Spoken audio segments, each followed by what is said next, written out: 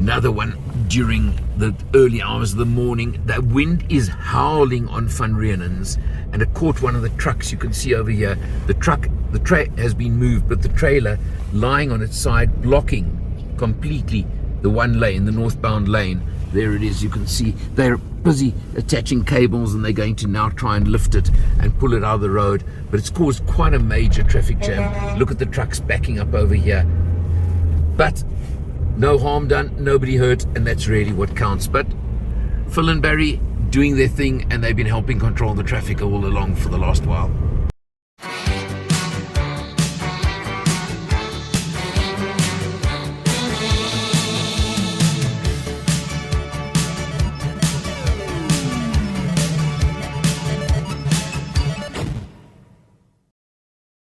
Savvy investing is best left to the experts. And when it comes to offshore investing, it's even more important to talk to an expert. Well, Earl Don from Forexpert is the guy you should be talking to for your offshore investments.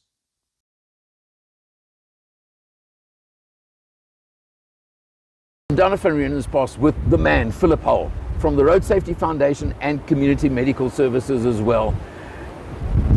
Just seeing what it really, I've heard for years what you do, how you do it, the incredible work you do, and I decided I've got to come and check this out for myself. Well, Alan, thank you for coming down. It's good to have you here. It's been a relatively quiet weekend for you so far. Yeah, absolutely. We had one response for you last night, and but you know, with this wind, we don't know what's going to happen, and of course we still got all the return trip coming. Correct. The return trip always seems to be where we get more accidents, more volume of traffic in a shorter period of time. So, but now you could not do this, what you do, without support. No. And without incredible support. Absolutely. Now we do have a couple of partners, but from an OEM perspective, very graciously, Mahindra have sponsored this vehicle for us. We've had it since December. Right. And we couldn't do this job without support from the OEMs. And I have to say, when I got this little car, and I say little with respect, I opened up the boot and I looked at the space and I thought, where are we going to put our equipment? Put the back seats down and everything else, where we had plenty of space. But I have to say, I have grown to love this car. Fantastic consumption. The little diesel engine is superb. Absolutely. And it's strangely become one of the few cars in this category still offering a diesel. Yeah. Which is 100%. What, for you, absolutely perfect. Now the torque on this and everything, it suits what we do absolutely beautifully. 100%. So very grateful to Mahindra for that. You know what, as you see, Mahindra partnering for safer roads. What more can you say? That says it all to me. Well, it just shows their commitment to the community as well. Yeah. Because it's not just about road safety. As you know, we've got a handout later on. Right. It's about looking after the community generally. Well, road safety is a component of it. What we're doing on the roads is a community type operation is another part of it. They're supporting us in all of that. So to Mahindra, thank you very much. Philip, really. to you, your team and everybody else, thank you, what Alan. a job you guys do. Unbelievable. And you look after yourself, and it's really good having you down here. Thank you. The Green Lantern Inn is really old world in every respect. When I show you the room, you'll understand exactly what I mean. You've got to be pretty old to remember radios that looked like this. May not work anymore, but it's still here. It looks the part. But they have modernized with TV sets as well. But look at these old dresses as well, things like that. But they do give you electric blankets, which I think you need definitely in winter around here. I can assure you of that. And look at that, the old basin in the bedroom.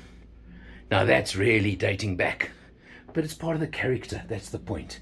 But what they've also added to every room in the hotel is bathrooms. So every room is en suite. Nice shower cubicle over here as well. It's small, but it's compact, and it's got the character. That's the big thing.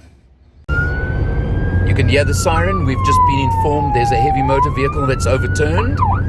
So we are rushing now to head there. We're probably about 3 or 4 kilometers away from it right now. But this is what it's about, and this is what the team are here for.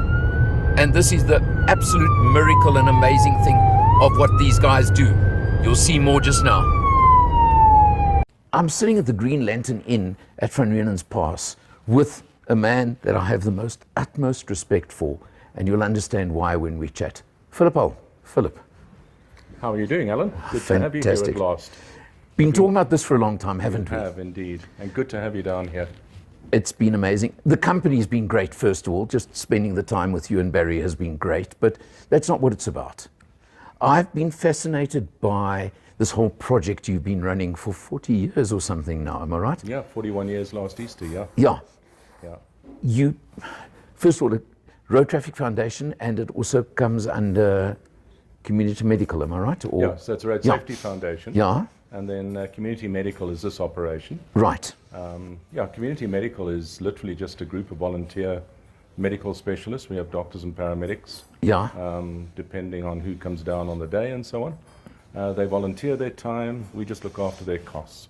You know, so there's no, we don't pay them at all. They're fantastic. And this whole venture over the 41 years, full credit to the team as such. They have been amazing. Well, look, you know, I've experienced it, I've heard about it for years, and I've seen bits and pieces. You know, you had some coverage, okay? Nowhere near enough. That's my first point, all right? Well, if I can just respond to that quickly, and we've tried to always be in the background. You know, it's, you know, when you've got partners, and obviously we've got some partners now with some of the vehicle OEMs and so on, you've got to give that exposure. But if it wasn't for that, we like being the team in the background. We don't really want to be upfront with everything. You know, it's we kind of like just doing the job, going home and feeling, okay, we did a good job. I know, I get that, but on the other side of it, you know, it deserves far more than that, because I just had a little taster of it, okay? And thank goodness there've been no major emergencies while I've been here with you. Well, there haven't been, but I have to say your time with us last night in the car when we were responding, your screaming was a little off-putting, you know. That was not me screaming, that was the siren. Oh, okay. Well, it was an effective siren, actually. Yeah. You see, you could have saved money on buying a siren system. Yeah, a lot of people say that about you, actually. No, but at least you got a chance to. I mean, that was a fairly easy response. And fortunately, you know, no real injuries or anything like that. But you know, that's what we have on the pass. The weather conditions are always a factor. Yeah. Well, this wind today, for example, blowing a truck over. I mean, you don't think about these things, but obviously it happens regularly over here. I mean, as you referred to Windy Corner. That's exactly it. The wind funnels through there. Right. But, they've tried all sorts of things to negate it. But we've had so many trucks. Short of building walls, I suppose. What else can you? Well, maybe they should they've literally built put a wall on the one side. They've raised it and so on to try and get that. They should do a tunnel, basically. Yeah, N3 might have to get a slightly larger budget, perhaps. But you know, okay, that's the response to incidents and accidents. But you attend to medical emergencies, maybe just people passing through. Am I right? No, absolutely. I mean, obviously, primarily we're here for the accidents because it's a high accident area. Yeah. And there's a high volume of traffic on this road.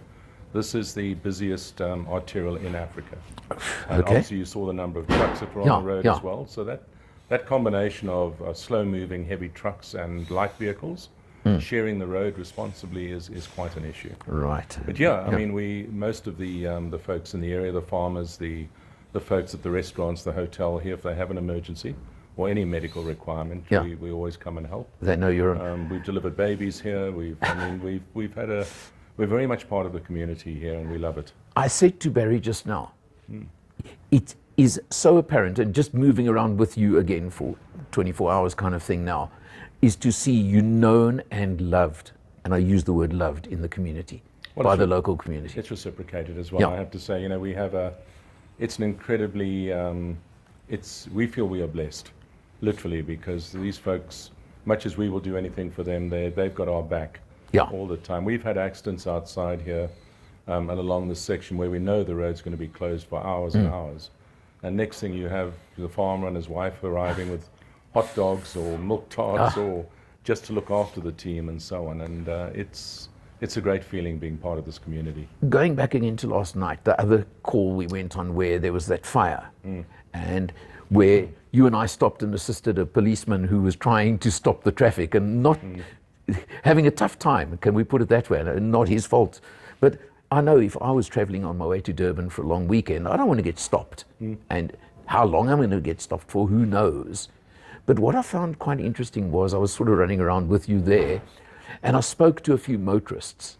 Yeah. And fortunately, they were all really pleasant and friendly about it. There was no aggro, and it was almost, thanks for stopping us, thanks for what you're doing, as opposed to, I know I would probably get quite irritated by being stopped like that on my way down. I think we do get a lot of aggression at times, but I think, that particular scene, we just stopped them so they hadn't been too inconvenient. Yeah, they weren't there for an hour yet or something like that. Yeah. But generally, people are they're disappointed when they're obviously stopped for long periods.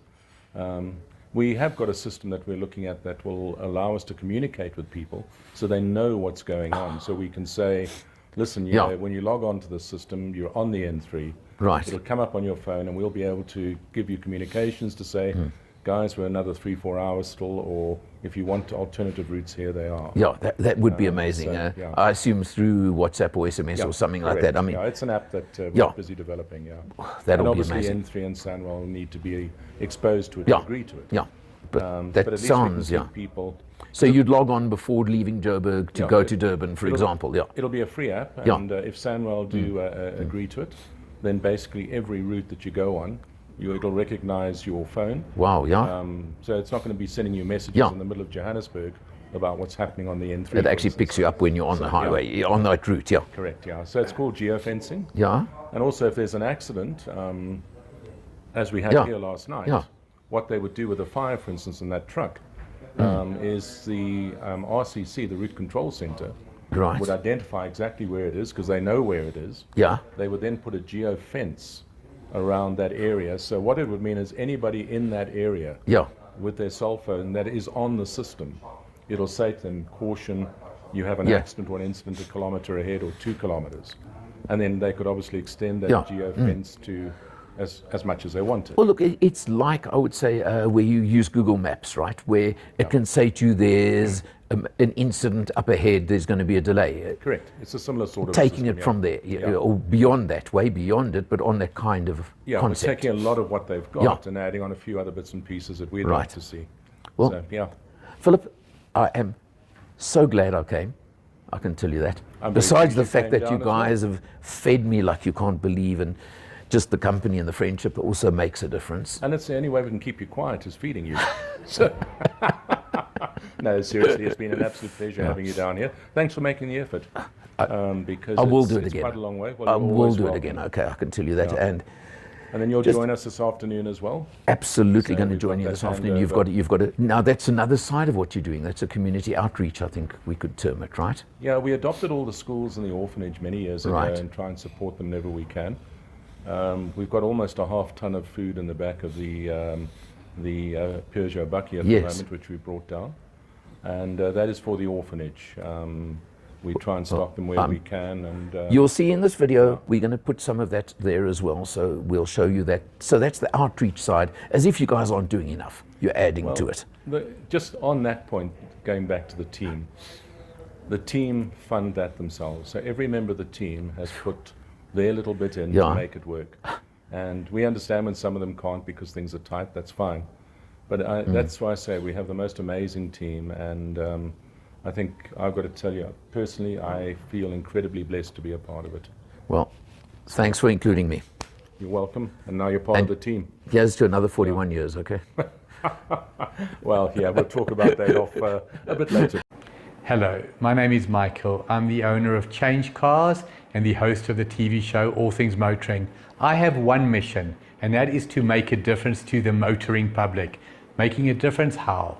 Making sure that you have safe options, making sure that you have knowledge.